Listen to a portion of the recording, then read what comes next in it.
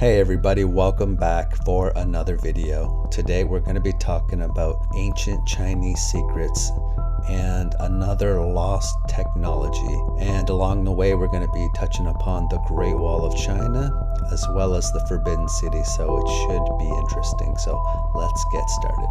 I want to talk about another lost technology that we come across ever so frequently, and that is with regards to the mortar once again that held a lot of the bricks together, that built up a lot of the empires in China, including the Ming Empire, the Qing Empire. Turns out that in 2010, the mortar that was used for hundreds and hundreds of years, potentially even up to 1,000 years, was rediscovered. Where have we heard that story before? So for thousands of years, Chinese builders mixed sticky rice or glutinous rice with lime mortar to assemble structures across the country, including the Great Wall of China. So you have all of this masonry that's occurring over hundreds, if not 1,000 plus years, and they're using this specific type of mortar. And one of the key ingredients is actually this sticky rice mixture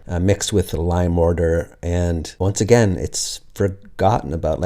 I don't think they actually ever forgot that it existed, but the means to make it was lost. Now, again, things can get lost, but when you start realizing the recency of the use of this mortar into even more recent times, then it starts to become harder and harder to believe. So there's another wall, the city wall of Nanjing, and it all started here as far as the rediscovery of this mortar. In 2010, intrigued by the wall's sturdy composition, a team of Chinese researchers analyzed mortar samples from one section. So we're talking these massive walls, in addition to bridges and all these other buildings. And they're using a lot of stone, bricks, and they're using this type of mortar that includes this sticky rice as part of it. And they're trying to recreate this mortar, so they have to do all this testing. And I guess it was officially released in 2010, the results of this study. Yeah, scientists have discovered the secret behind an ancient Chinese super strong mortar made from sticky rice of all things. So I've come across this a lot, especially with the United States, and we'll touch on that a bit later, but also wanted to mention they found samples of this particular type of mortar from the Forbidden City. And why is that interesting? It's because the Forbidden City, according to the official history, dates from 1406 or thereabouts. Potentially, I think that might have been when they started construction. Between 1406 to 1420, I think that was the construction period. But from the 1400s all the way up to roughly the 1900s, this 500-year period of time into recent times, that's when the Forbidden City is supposed to be relevant. And yet this type of mortar that would have been used for a lot of the construction of the Forbidden City, it's lost again. So we're not even talking about things in our distant past and they just kind of forgot about it or lost the technology to recreate it.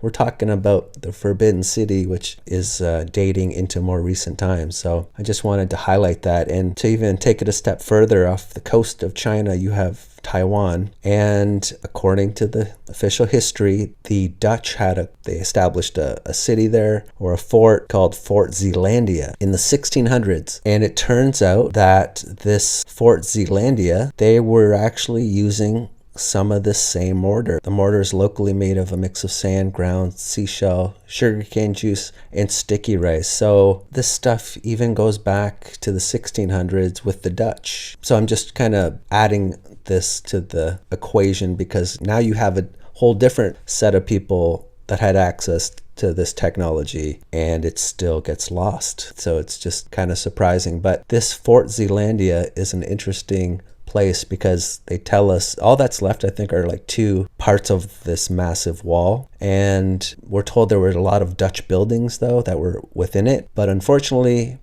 the Dutch-style buildings in the inner fortress were completely destroyed. So I'm actually kind of questioning who actually built this Fort Zeelandia that is in ruins. And just one more thing that I wanted to add is that less than a mile away from this Fort Zeelandia is a star fort. And Here you can see it pictured.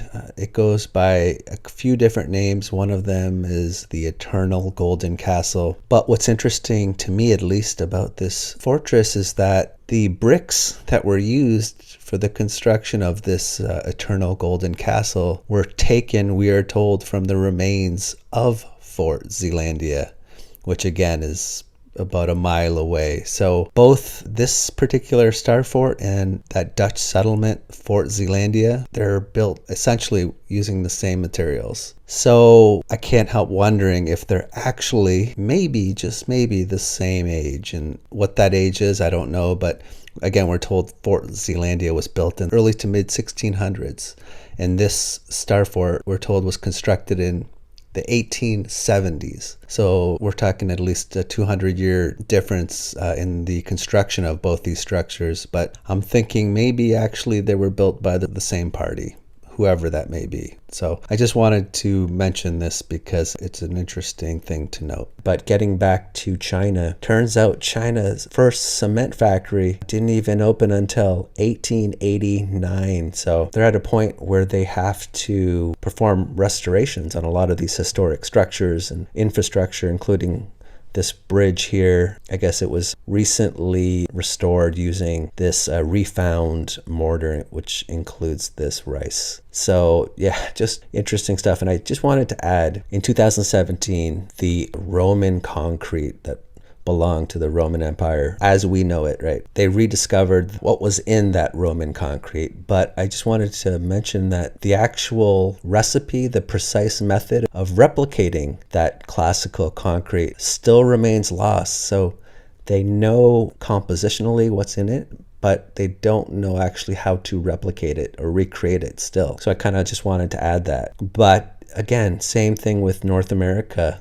In recent times, right, it turns out they weren't using this lime mortar. They were using this other type of mortar based on this natural cement. And that natural cement, historical restoration experts in the US, they went through this whole period of time when they assumed that all these historic structures were just in United States were using lime mortar, just like in Europe, but it turns out they were actually using a different type of mortar based on this natural cement. And no public statistics were kept of this natural cement during the 1800s. So it's kind of a black hole. But getting back to the Forbidden City, I just wanted to mention they found what they believe are the remains of another structure, potentially a palace below the Forbidden City. And they found some ancient relics as well, a lot of porcelain and this chinaware, these fragments, and more brick walls. And we see this kind of repeated, and I just wanted to zoom in on this brick wall here, or what's left of it. And there, with regards to the Forbidden City, there are some massive stones that were brought to the Forbidden City from, I believe, like 70 kilometers away. And some of the stones weigh upwards of 200 tons, including this particular stone called the Nine Dragons. It's the largest stone carving in the Forbidden City. And yeah, upwards of 200 tons. And when you look into it, we're told they used these sleds and they created these ice paths over 70 kilometers. So potentially, I mean, who knows? I guess I'm skeptical. But when I think about trying to put all this together in the timeline, you know, when I look at sites like Mexico City and I look at what's underneath the historic part of Mexico City and the Aztec ruins, or, you know, I can kind of look at that, what's below and what's above, and I can date, at least in my mind, I can put this back to the first millennium, and you have the more impressive structures on top. And this matches kind of what we see in Europe a lot, actually.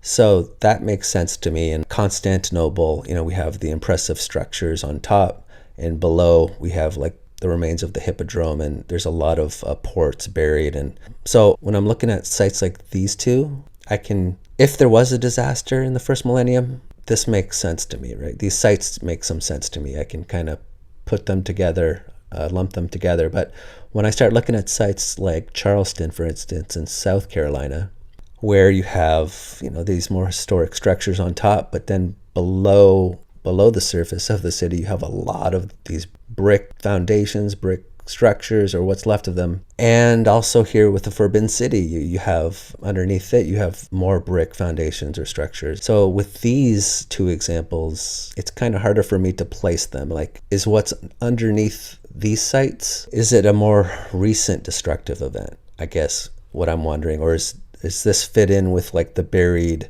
Aztec ruins as well? Would it be matching that time frame? I don't know. These seem to be more recent to me, but I'm just trying to give you some examples of how I might try and put some of these pieces together. So just wanted to bring that up, and I think that's about all I got for you today. I just wanted to add this to the list of growing things that seem out of place, but I want to give a big shout out to my patrons. Once again, really appreciate all the support, and it really means a lot. So thank you very much. And with that said, take care. Bye.